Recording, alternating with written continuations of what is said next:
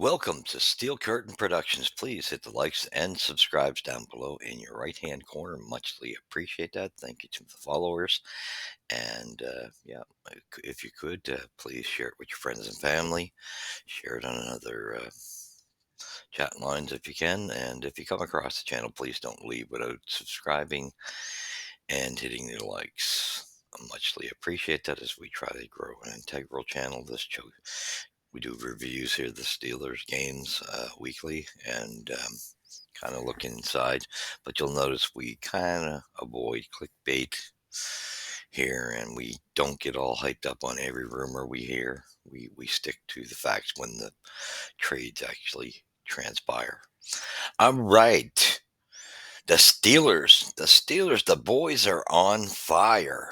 On fire. Oh, this is just awesome.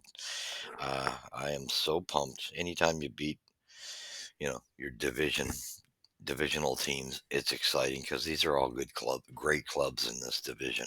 We know that. And where the Browns had got taken that first game from us, I like any Steelers, true long-term Steelers fan, you get pretty ticked, right? Because you actually, this is one of our greatest rivals, right? The Browns. So to see them enact and inflict revenge was great. It was great feeling. I can't seem to get that clipped. Anyway, just pumped. Excuse the. We're up here in Canada and it's cold. So yes, I'm growing a beard in, so I'm going to look a little shaggy. All right, let's get into the game. Week 14. That it's getting close, boys and girls. This team is close. We may be cross our fingers, knock on wood, playoff bound. I mean, we're looking good, but we can't get cocky or overconfident. We've got who do we got next week? We got the Eagles, of course, and that's going to be, as we know, huge. And who knows if they don't try to use Pickett against us, have him hit the field a little bit, but um, you know they're gonna go with their starter for sure if he's not injured because he's got quite he does quite well against the Steelers. So we got our hands full coming up in the week coming. We need that game. We need that game. Um, some reason the Eagles have had us of late, and it's time to enact revenge on that and show the importance that this team can rise above that and dig out a win. That's what we got to do. So anyway, this was a great week, week 14. Browns came in, and you knew the Steelers were not. They were pumped. They were wanting. Okay, you beat us in the first one. It's time to enact revenge and step it up another level. That's what the Steelers did. 27-14 was the final score. Great job by the Steelers. We start off the game with, of course, the Browns taking the lead in the first quarter, 7-3 after the first quarter, and then the Steelers adding 10 in the second quarter, and no points by the Browns, no points in the third quarter for the Browns either, and 14 more for the Steelers. And then the fourth quarter, the Browns add 7 and the Steelers don't. Final score 27-14. Good quality victory. What can you say? Uh, I mean, this is just looking so great overall. Okay, we're going to give you the stats now. 300 total yards for the Browns, 267 for the Steelers. Passing yards for 212 to 158 for the Browns. Rushing yards 120 to 104 for the Steelers. Total play 69 to 62 for the Browns. Average yards per play 4.3 for both clubs. First downs 20 to 15 for the Browns. So you kind of look at this and you're kind of going, oh boy, this is not looking promising. But then you get third down efficiency. This is huge. 43 to 15. This is the Steelers offense. This is the Steelers offense rolling along nicely. Penalties 9 to 6 for the Browns.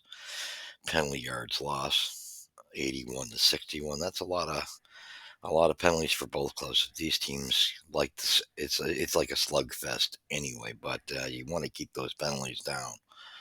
But 81, so the Browns were penalized that much more, not keeping in check. Turnovers, 3 for the Browns, 1 for the Steelers. And then we get tackles, 65, 67 for the Steelers.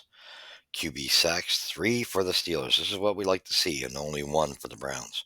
That's what you want to see. Good line work overall, protecting Russell.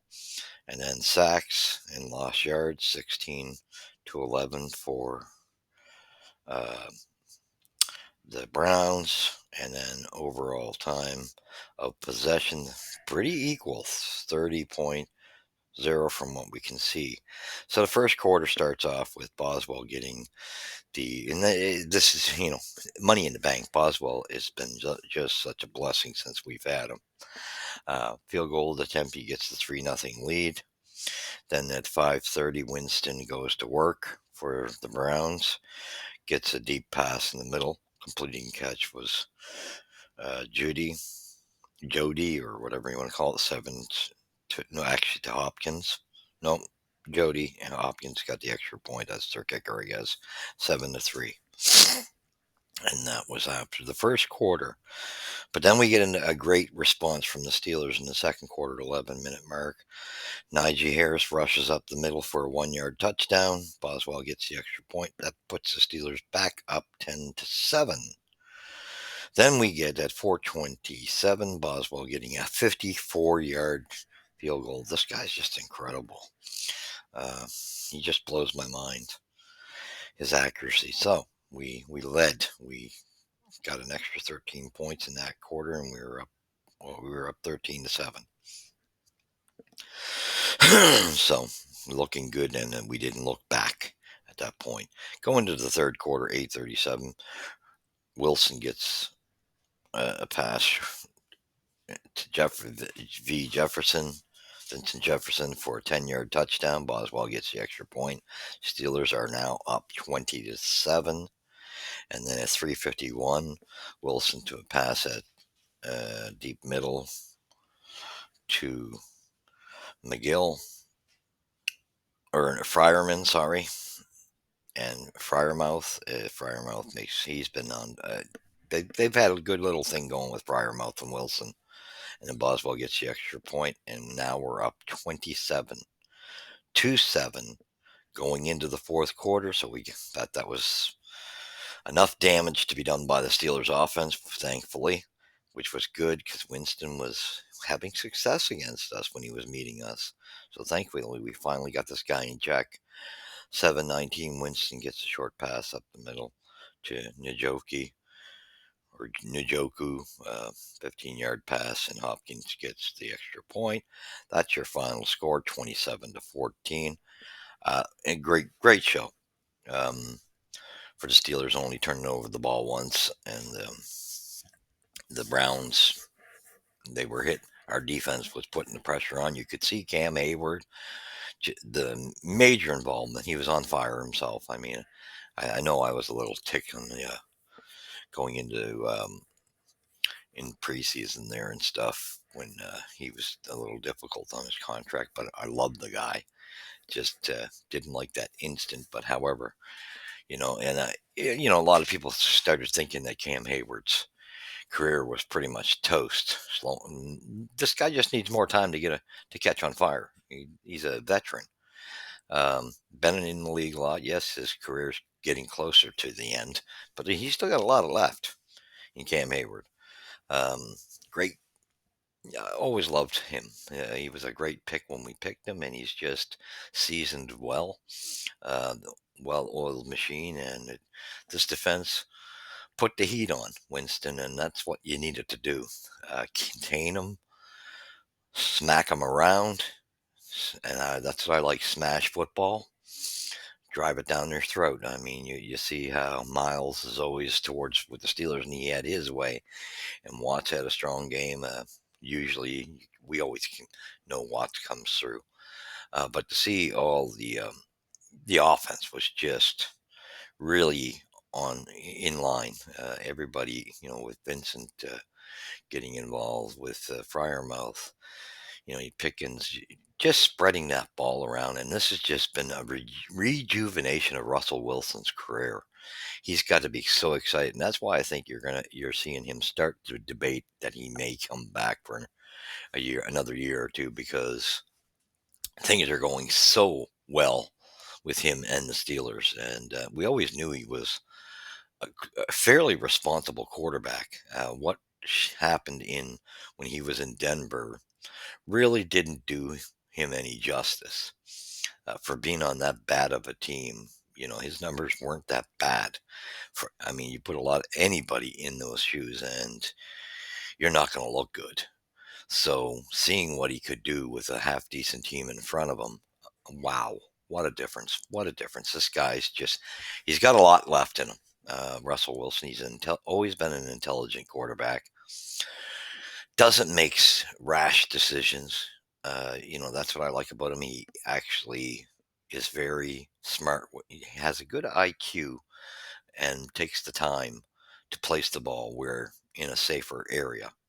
If he's throwing it there for the most part with Russell, that he's pretty fairly confident that where he's throwing it, it's going to hit his receiver or hopefully out of harm's way.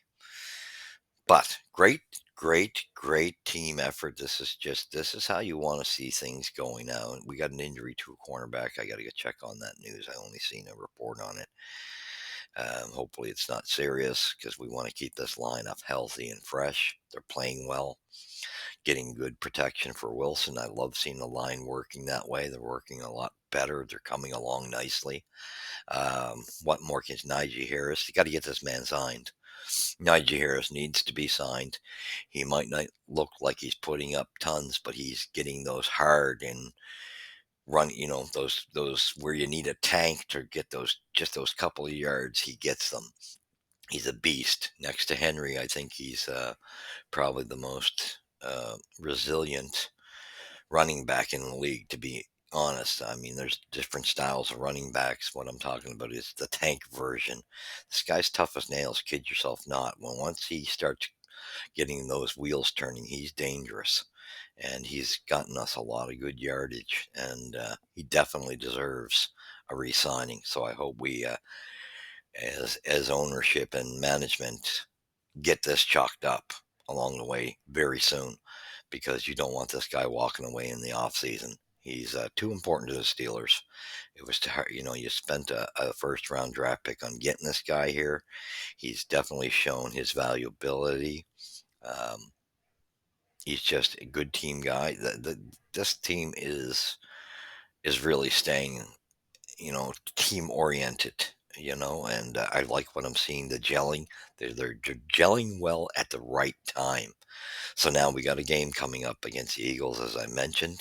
Hurst has a lot of luck. I don't know. I thought I heard earlier in the season he was hurt. I hope he's. I shouldn't say that.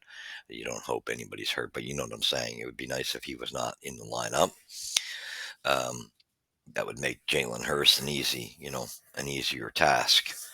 But either way, we faced great challenges. I mean, if we can take on the Ravens or Burrows from the Bengals, and then finally a guy who's kind of had our number, Winston. If we can take on these type of quarterbacks, there's no reason we can't deal with the Eagles.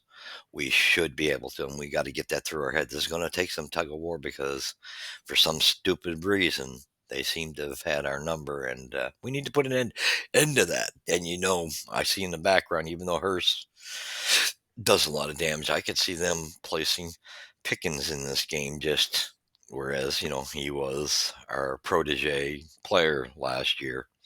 I can just see him being involved, and I sure hope we shut him down, because again, I wasn't impressed. As all of us Steeler fans got behind him and find out. I'm sorry to say that, but his actions spoke volumes of his lack of being a team guy. And I lost a lot of respect for him. So I just hope we keep him in check as well. and don't allow any storylines to come out because he would be wanting to make a point against us too. We need to make a point against him, and we need to make a point against Hurst. It's time. Steelers can't play around. We're close. We're that close. We're leading in the division, but man, we can't get cocky. We've seen this show before where we've had looked like the front runner and blew it. So we can't get cocky by any stretch of the imagination. We've got about four, we're going into week 15. We need to at least come out with two more wins minimum.